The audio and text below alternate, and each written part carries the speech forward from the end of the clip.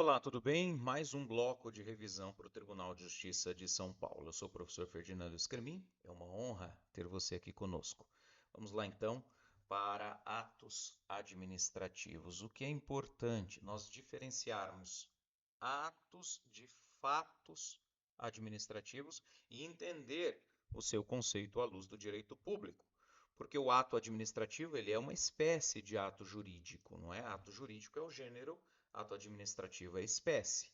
E aqui eu tenho a força da administração. Eu tenho um poder extroverso, como fala Renato Alessi na doutrina italiana, por exemplo, ao impor a imperatividade. Lembra dos atributos do ato administrativo? Lembra da PATE? Presunção de juridicidade, legitimidade, veracidade, legalidade. Autoexecutoriedade, quando há previsão na lei ou urgência, eu não preciso do Poder Judiciário, ele é autoexecutável. Tipicidade, o ato administrativo deve revestir-se de uma das formas legais. E o I de imperatividade, a administração pode, em seu poder extroverso, impor a sua vontade, independentemente da concordância, da aquiescência, da colaboração do interessado, do administrado. Então, por ter esses atributos, o ato administrativo ele é diferente. Ele tem um plus, e esse plus decorre do regime jurídico administrativo. O regime jurídico diz que o interesse público prepondera sobre o particular e que ele é indisponível. Então, portanto, o ato administrativo tem essas prerrogativas, ele tem uma força, uma cogência, uma imperatividade que o ato comum não tem. E qual é a diferença de ato e fato? Bom, ato é uma manifestação unilateral, porque a administração não precisa sequer da concordância do administrado, correto? Falamos isso. Então, a administração agindo como tal, ela adquire, transfere, modifica, extingue ou declara direitos ou impõe obrigações. Aí lembrando das consequências do ato jurídico. O ato jurídico tem por fim, não é? Adquirir, transferir, modificar, extinguir, declarar direitos. Já vimos isso na teoria lá do direito civil. Só que aqui a administração tem esse plus, tem esse algo a mais, inclusive a possibilidade de impor obrigações ao administrado ou até mesmo a si própria. Ótimo, isso é um conceito clássico. A diferença do fato é que fato é um acontecimento. Ah, caiu uma árvore em cima do carro. Uma árvore em local público caiu em razão da chuva. Bom, essa árvore estava bem plantada, professor? Ou estava já numa condição precária? Poderia cair a qualquer momento por uma inércia da administração, por uma omissão da administração. A árvore estava podre. Bom, se houve então falha no serviço ou falha do serviço, então o Estado responde. Correto? Lá pelo artigo 37, parágrafo 6º da Constituição. Isso é um fato administrativo. A árvore caiu. Mas o fato pode gerar consequências jurídicas? Pode. Pode, não tem problema. Pode ou não gerar consequências jurídicas. A diferença é que o fato é um evento material e um ato é uma manifestação unilateral de vontade. Beleza? Inclusive aqui eu trago à baila a teoria dos motivos determinantes nos atos discricionários, dentro de atos administrativos. Ato discricionário, o agente público tem uma margem de liberdade. Mas, apesar dessa margem de liberdade, todo agente público fica distrito, fica vinculado às razões que invocar, que fundamentar, que se valer para a prática de um ato. Então, por exemplo, eu tenho cargos comissionados sob minha tutela. O assessor de magistrado é um cargo comissionado. Se eu quiser exonerar o assessor, é possibilidade, é possível, não é? Porque é cargo comissionado, é demissível ad nutum. Já entra sabendo que pode ser exonerado. Mas se eu escrever lá, nos motivos, os porquês da exoneração, eu me vinculo a esses motivos, a esses porquês. Então, se eu colocar lá, estou exonerando fulano de tal comissionado porque não trabalha, porque não produz, porque não tem resultados práticos sua atuação. Se eu colocar isso no papel e isso for mentira, isso for demonstrado insubsistente, essa exoneração pode ser revertida. Professor, mas você pode mandar embora? Posso, mas eu fundamentei, o que eu fundamentei não corresponde à verdade. O que eu expus não corresponde à verdade. então a pessoa consegue voltar. Porque ela vai lá e prova, não, o senhor disse que eu não trabalho. O senhor disse que eu não compareço. Está aqui, ó, minha ficha. Eu venho todos os dias. O senhor fala que eu não produzo. Eu tenho a maior produtividade do gabinete. Então, o que o senhor colocou aqui para me mandar embora é insubsistente. Então, pela insubsistência, esse ato acaba sendo anulado, não é? Pela teoria dos motivos determinantes, que exige esse match, que exige essa correspondência entre o que se expõe e a realidade. Ou seja, uma vinculação da autoridade, do agente público, às razões expostas, mesmo que se trate de ato discricionário. Mesmo que se trate de ato discricionário. Tá bom? Agora aqui, gente, muita atenção, toda a atenção do mundo, por favor, na Lei 13.874 de 2019, Lei da Liberdade Econômica. Olha, eu recomendo fortemente que você leia a Lei da Liberdade Econômica, principalmente aqui no direito administrativo, quanto ao silêncio. Não é? A administração não decide. Você pede lá, faz um requerimento, ela nem diz nem que sim, nem que não. Então fica ali no cri, cri, cri, no modo grilo, né? Fica lá esperando uma resposta. E a desembargadora Maria Laura, ela gosta da teoria econômica do direito. Então, a Lei da Liberdade Econômica tem tudo a ver com a teoria econômica do direito aqui no administrativo. Então, o que diz a Lei da Liberdade Econômica? Eu vou ler e explicar. Nas solicitações de atos públicos de liberação de atividade econômica, então eu preciso de um alvará para abrir a lojinha. E a administração não decide. Mas eu apresentei todos os documentos. Eu tenho então que ter uma resposta. Não é? Eu tenho que ter uma resposta. Diz a lei que o interessado será cientificado, o particular será cientificado expressa imediatamente no prazo máximo de análise. E que se esse prazo passar, o silêncio importará a aprovação tácita. Olha que interessante. A aprovação tácita significa que eu apresentei toda a documentação, eu pedi o alvará, a administração não falou nada, então significa que está aprovado. Está aprovado. Isso é aprovação tácita? É aprovação tácita porque não houve manifestação. Seria uma espécie de aprovação, aspas, automática pela ausência de resposta? É mais ou menos isso, tá, pessoal? Mas se aplica para todos os casos? Não, não. Não se aplica para todos os casos. Tem a ressalva ali, ó, ressalvadas hipóteses expressamente vedadas em lei. Então, quando a lei falar que não existe silêncio tácito, aplica-se a lei. Mas se a lei não fala nada, e se trata ali, evidentemente, de liberação de atividade econômica, indubio pro libertate, indubio pro libertate. Não trouxe nada de recusa, de diligência, então está aprovado, salvo as exceções. Eu já vi isso cair várias e várias vezes. Caiu principalmente cobrando exceção, em qualquer caso. Não, qualquer caso não, nem tanto ao céu, nem tanto à terra.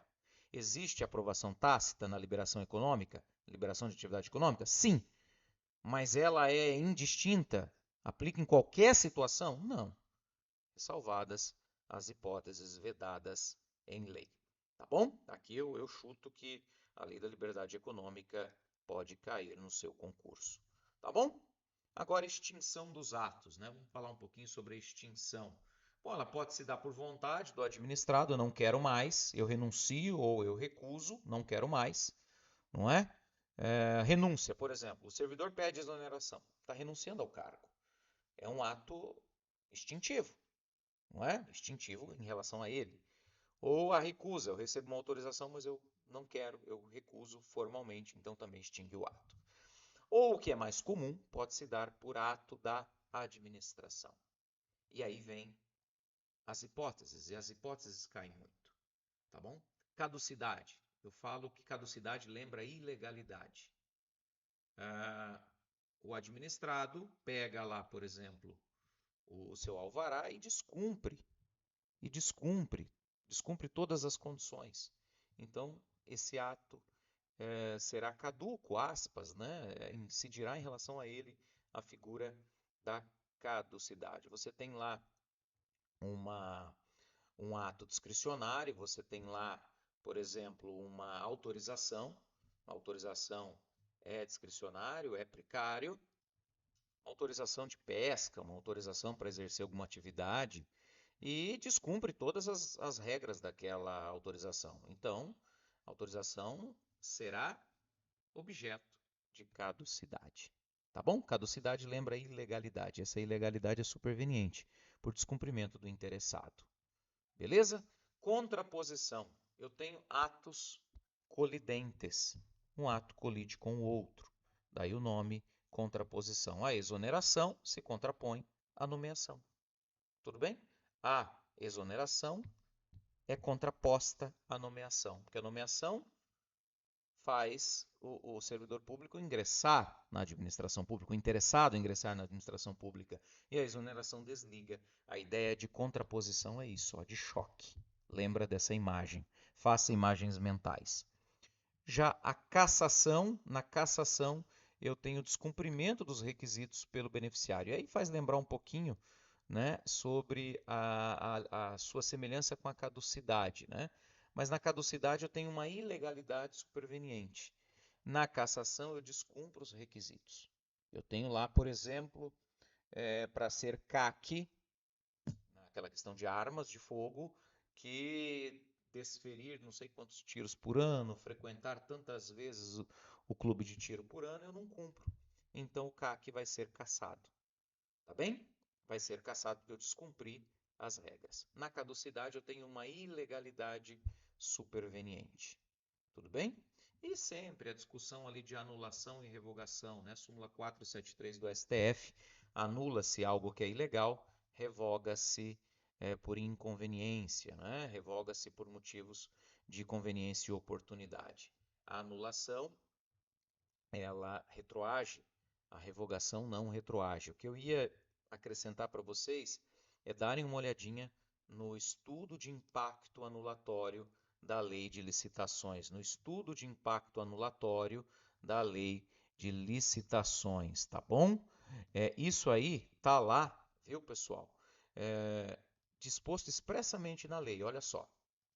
Recomendo a você a leitura dos artigos 147 seguintes da lei de licitações.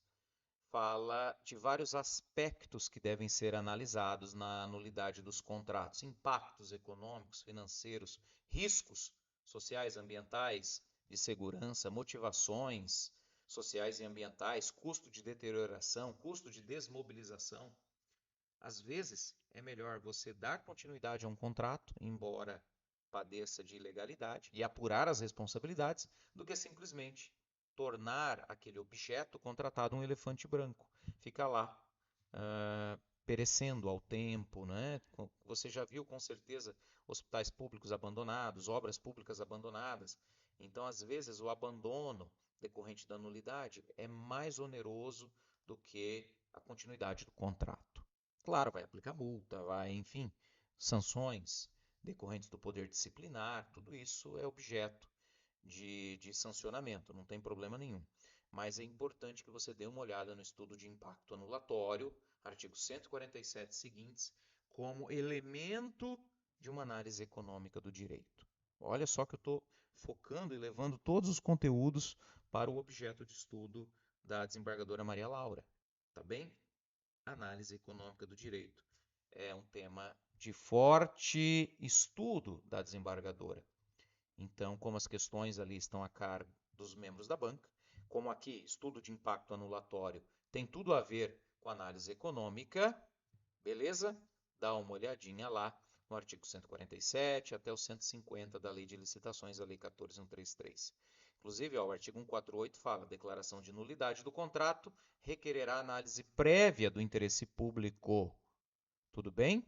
E diz o seguinte, ó, ao declarar a nulidade do contrato, a autoridade, tendo em vista a continuidade da atividade administrativa, poderá prospectar, poderá diferir, poderá adiar os efeitos da nulidade, colocando a nulidade em um momento futuro, permitindo uma nova contratação. Permitindo uma nova contratação. Beleza? A nulidade não exonera a administração de indenizar o contratado daquilo que foi feito, nem de promover a responsabilização de quem lhe deu causa. Então, estudo de impacto anulatório, gente, é essencial. Olha que o parágrafo único do 147 fala: Caso a paralisação ou anulação não se revele a medida de interesse público, o poder público deverá, não é uma escolha, é uma determinação, deverá optar pela continuidade do contrato e pela solução da irregularidade por perdas e danos, sem prejuízo de apurar responsabilidades e aplicar penalidades cabíveis. Tá bem? Então, estudo de impacto anulatório, Lei 14.133, artigos 147 a 150, leitura obrigatória para você.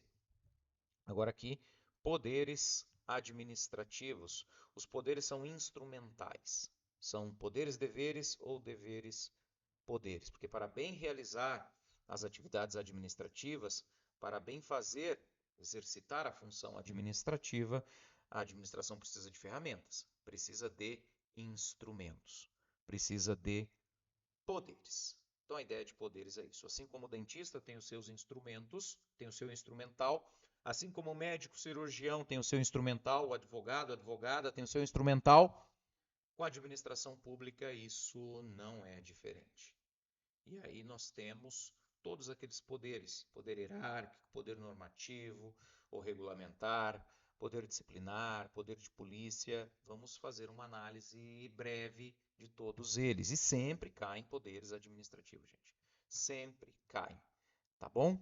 Porque eles são necessários. Eles são de uma premente necessidade. Você não consegue administrar se você não tiver poderes, tá bom? Inclusive a palavra poder tem duas acepções, uma política e outra administrativa. Nós cuidamos da face administrativa dos poderes. E o direito constitucional cuida da feição política dos poderes. Então a gente fala que o direito constitucional ele é estático e o direito administrativo é dinâmico. O direito administrativo é o direito constitucional em movimento, tá bom? Daí que a palavra poderes tem essas duas acepções. Uma política, que interessa lá o direito constitucional sobremaneira, e para nós a esfera, o sentido, o alcance administrativo. Tá bem? Vamos para os problemas que os poderes podem gerar, ou que o mau uso dos poderes podem gerar. Você lembra, o poder corrompe, o poder absoluto corrompe absolutamente. Todo mundo estudou isso no direito. E de que forma o uso anormal do poder se manifesta, professor? Quais são as manifestações do chamado excesso de poder? Quem se excede porque abusa ou porque desvia. E a diferença é muito singela. No excesso de poder eu atuo além da competência. Tem o C, ó, excesso. Tem o C, de ir além da sua competência. É o famoso caso do estagiário que assina a sentença ou que preside a audiência. Ele não pode fazer isso. Ele não tem poderes, ele não tem atribuições, ele não tem competência. Ele está indo além da regra de competência. Então isso é excesso de poder. E o desvio? O desvio tem I de finalidade. Tá bom? Tem o I de finalidade. Ou seja, eu posso praticar o ato, mas esse ato não atende ao interesse público. Esse ato não cumpre o melhor para a administração. Então há aqui um desvio de finalidade, não é? Muitas vezes as razões declaradas não correspondem à verdade. Então eu coloco lá no papel que eu estou removendo o servidor público X porque eu preciso dele no local mais distante do município. Mas na verdade é porque ele é meu inimigo político. Na verdade é porque eu não gosto dele. Então eu estou agindo com desvio de poder. Eu posso removê-lo, mas o que eu estou colocando no papel não corresponde à verdade. Então aqui um desvio de poder ou um desvio de finalidade. Tá bom? E dentro da estrutura, dentro do estudo dos poderes, pessoal, a gente tem o poder normativo ou regulamentar como ideia de complementar a lei. A lei é geral e abstrata e eu preciso dizer como a lei vai ser cumprida, como a administração vai dar efetividade, dar concretude à lei. Então, você tem uma lei, por exemplo, que diz que os maiores de 60 anos têm direito ao transporte público municipal. Tá, mas como é que faz? Tem carteirinha? Onde que tira a carteirinha? Quais documentos precisa para tirar a carteirinha do idoso? Ah, então vem o poder normativo ou regulamentar, né, professor? Exatamente isso. É para justamente cumprir essa finalidade de bem aplicar a lei que o poder normativo ou regulamentar existe. Ele é muito forte, por exemplo, nas agências reguladoras, que tem uma regulação setorial, uma discricionariedade técnica. Lá o poder normativo é muito forte, mas ele existe, não é? Inclusive no poder judiciário, você não tem lá o código de normas da corregedoria, não decorre do poder normativo de regulamentar o funcionamento do serviço judicial, do serviço extrajudicial? Pois é. E o poder hierárquico? Pressupõe hierarquia. A administração ela é toda hierarquizada. Você tem os escalões, você tem subordinação administrativa. Então, quando eu lembro de dar ordens, de avocar, de delegar, estou falando de manifestações do poder hierárquico. O que o pessoal costuma confundir bastante, é a diferença de poder disciplinar e de poder de polícia. Tá bom? Aqui o bizu para você. Poder disciplinar lembra sujeição específica. Poder disciplinar alcança todos aqueles que estão sujeitos à disciplina da administração. Então, não é só os servidores públicos, eles também. Mas um contratado assinou um contrato com a administração, tem lá uma licitação para cumprir, um contrato administrativo para cumprir. Ele não está sujeito à disciplina administrativa? Ele não tem uma sujeição especial decorrente do contrato? Sim. Um aluno em escola pública, um preso no estabelecimento prisional, o paciente no hospital público, ele tem que cumprir as regras. Opa! Então, todas essas pessoas, o contratado, o preso, o aluno na escola pública, o hospitalizado no hospital público, todos eles estão sujeitos ao chamado poder disciplinar.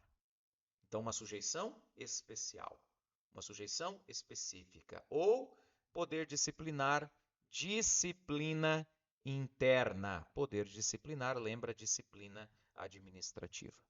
E o poder de polícia, lembra, é da polis, é para geral, tá bom? É para geral, é uma sujeição geral, que alcança todos aqueles que estiverem numa determinada situação, sujeita a limitações, sujeita a regramentos. Eu quero construir, eu não posso construir do jeito que eu quiser, da forma como eu quiser. Eu tenho que cumprir a lei. E a lei exige um código de posturas e a lei me traz os requisitos. Então, né, pessoal, não é assim, faz o que quer do jeito que quer. Isso é poder de polícia. Está lá no artigo 78 do CTN. São restrições a direitos individuais em prol do interesse público. Tá bom? Poder de polícia para todo mundo, é para geral, uma sujeição geral, beleza? Poder disciplinar, algo mais restrito, uma sujeição especial, disciplina administrativa. Então, se eu abrir um PAD, é poder disciplinar. Agora, se eu apliquei uma multa lá por um descumprimento de Covid, por exemplo, de fique em casa, de aglomeração, é poder de polícia. Por que no primeiro caso é disciplinar, no segundo é poder de polícia? Bom, se eu sou servidor público, eu estou sujeito à disciplina administrativa. Então lembra do PAD, disciplinar. Agora, se eu estou no meio da rua, sujeito a uma fiscalização administrativa e eu descumpro uma regra, é sujeição geral, aí é poder de polícia. Polícia da polis para todo mundo, sujeição geral. E, por fim, eu trago aqui súmulas decorrentes dos poderes administrativos e que sempre são lembradas, tá, pessoal? Sempre são lembradas essas súmulas. Então, eu trago aqui, olha, a súmula 5, né? Falta de defesa técnico por advogado no PAD, não tem problema, não ofende a Constituição.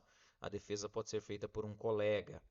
É permitida a prova emprestada no PAD, não é? Desde que autorizada e tenha respeito ao contraditório e ampla defesa. Então, prova emprestada se admite, cumpridos os requisitos legais. Excesso de prazo, tem que haver demonstração do prejuízo à defesa. Ne pas de nullité sans grief. Grief. Não há nulidade sem prejuízo. Eu aplico isso no processo penal, eu aplico isso no processo administrativo disciplinar. Tá bom? E a denúncia anônima, hein, professor? Pode? Pode. Porque eu tenho autotutela, eu tenho o dever de apurar as denúncias que eu, enquanto administração, recebo. Então, se ela for apurada e tiver elementos, não é? a denúncia anônima acaba sendo apenas um start, uma deflagração, apenas um cutucão. Alguém cutuca, você, opa, peraí, deixa eu prestar atenção nisso. Ah, realmente, tem problema. Aí eu vou apurar aquela denúncia anônima e com base na apuração eu vou instaurar um PAD, uma sindicância. Beleza? Ou um procedimento sumário, conforme o caso. Ainda a questão da súmula 635, que fala da prescrição, né? Então, os prazos prescricionais da 812 começam de quando? Da data do fato? Não. Não é da data do fato, é da data do conhecimento do fato. Essa pegadinha cai muito em concurso. Não é da data do fato, é da data do conhecimento, de quando a chefia, de quando a administração tomou ciência daquele ilícito administrativo. Beleza? Isso também é importante. E aí tem a questão da interrupção, né? E do voltar a fluir após 140 dias, porque 140 dias é o prazo. Se você contar os prazos lá da 812, e somar, vão dar 140 dias. Então, deu prazo apuratório, a prescrição volta a correr. Porque não há prescrição sem inércia. Falamos isso na improbidade. Tá bem? Aí aqui, né, eu não preciso detalhar os fatos, né, que serão apurados na portaria. A portaria pode ser geral, assim, pode ser genérica, né? Vou tratar desse fato, mas sem descer a minúcias, prescinde, dispensa, não exige, né? Não exige exposição detalhada. Ainda, a demissão, quando for o caso, é ato vinculado. Tá? Cuidado aqui, súmula 650 diz que se for caso de demissão, é para mandar embora, é para ir para a rua, não tem passar a mão na cabeça, porque isso seria uma condescendência, não pode. Então, se é caso de demissão, tem que ir para a rua, beleza? Não há discrição aqui, embora o poder disciplinar tenha uma carga de discricionariedade, assim também o poder de polícia. A súmula 650 reduz essa margem de liberdade. Ela fala, ó, se é caso de demissão, tem que cumprir a lei. Beleza? 665 fala que o controle do PAD pelo judiciário restringe-se à legalidade, contraditório, ampla defesa, devido processo legal. Ou seja, o juiz, a juíza não vai incursionar no mérito administrativo, não é? Não entra no mérito, salvo se for uma teratologia, se for uma monstruosidade, uma coisa absurda, uma ilegalidade manifesta, uma desproporcionalidade medonha. Fez lá um ato leve, primeira vez, manda para a rua. Não, peraí, o que é isso? Menos, calma, administração. Nem tanto ao mar, nem tanto à terra, não é? Então, a manifesta desproporção na sanção aplicada, de acordo com o ato, de acordo com a gravidade do ato, pode sim ser corrigida no controle. Súmula 665 é uma aposta minha, tá? Porque fala aí do controle jurisdicional do PAD. Beleza? Súmula 672 fala que a alteração da capitulação legal da conduta por si só não anula o processo, porque o servidor responde, se defende dos fatos e não da capitulação legal. É claro que ele também vai se defender da imputação, né, gente? Claro que ele também vai se defender da imputação. Mas a mera alteração do artigo não conduz necessariamente, não enseja por si só a nulidade do PAD. Beleza? E a súmula 674, mais recente, fala da fundamentação por relação ou da fundamentação per relacionem nos processos disciplinares. Inclusive, recentemente nós temos uma jurisprudência aplicando, permitindo a fundamentação per relacionem também na atividade judicante, também nos despachos, desde que você enfrente os argumentos novos, desde que você enfrente os fatos capazes de mudar a conclusão da decisão, a fundamentação per relacionem é admitida, tá bom? Então, a súmula 674 autoriza.